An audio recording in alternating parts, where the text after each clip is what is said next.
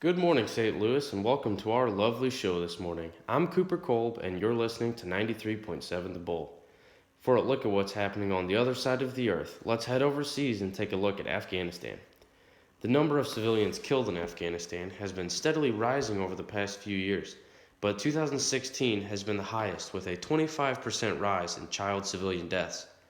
The groups taking the blame are major ISIS-affiliated armies. Regular airstrikes also take the blame, with the number of strikes almost doubling over the past year. Total numbers of Afghans killed in 2016 rose to 3,498, with 7,920 more civilians wounded. Out of all those civilians killed and injured, 3,512 were children. That number has jumped up 25% since 2015. Afghanistan's Security General's Special Representative for the United Nations, Tadamichi Yamamoto, told a news conference the killing and maiming of thousands of Afghan citizens is deeply harrowing and largely preventable. Years of Afghan suffering under Taliban attacks is not slowing down, with now regular attacks from ISIS terror groups. Let's sail back over the pond now and see what's happening in our own country. 4 confirmed tornadoes touched down in Mississippi and Louisiana Tuesday night, which left thousands without power or even homes. Governor of Louisiana, John Bel Edwards, had to declare a state of emergency in their state after 31 injuries were reported. Tornadoes were reported in cities throughout Louisiana, including New Orleans, Baton Rouge, Donaldsonville, Ponchatoula, and Killeen. A tornado watch was issued in Louisiana, Alabama, Mississippi, and Florida. No deaths have been reported from any state. Tornado watches have been an issue for most of the southeastern part of the country, while a winter weather watch has been put on another 23 northern states. Max Colombo of ABC News, senior meteorologist, said, "We're in a very active weather pattern all across the country from California to New York. Whether it's tornadoes or illegal firearms, danger is right around the corner." Cops were searching a house when they saw a man throw an Uzi firearm into a ditch and run into the basement of another home. The police were searching the home because it was linked to a murder in Florissant when they saw 26-year-old Devin El Gousset. He was seen throwing the firearm aside, so they walked up to him to ask him questions when he ran into a neighboring house's basement.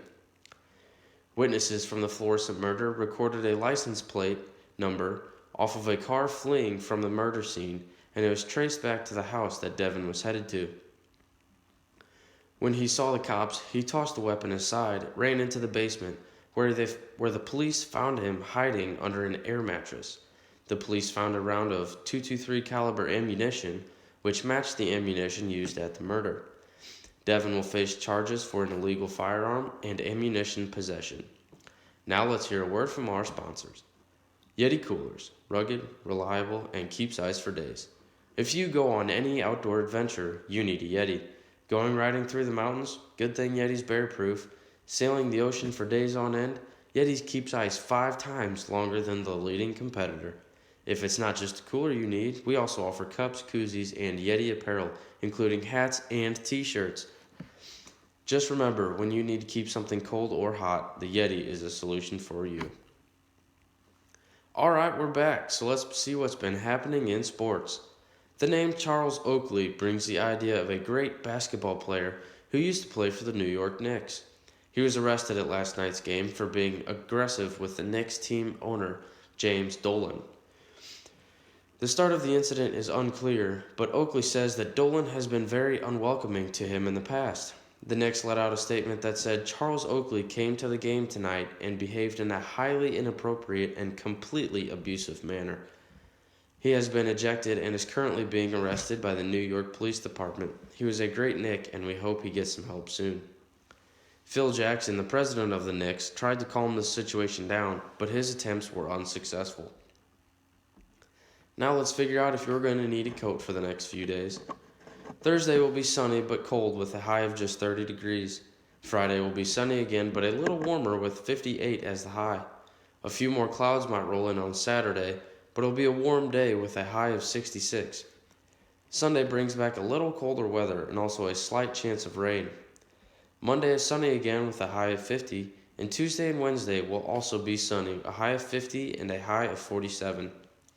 It sure does look like there's some nice weather coming in next week. Well, that's been a look at the news for today. Have a great day. I'm Cooper Kolb with 93.7 The Bull, and I would love to welcome you back tomorrow.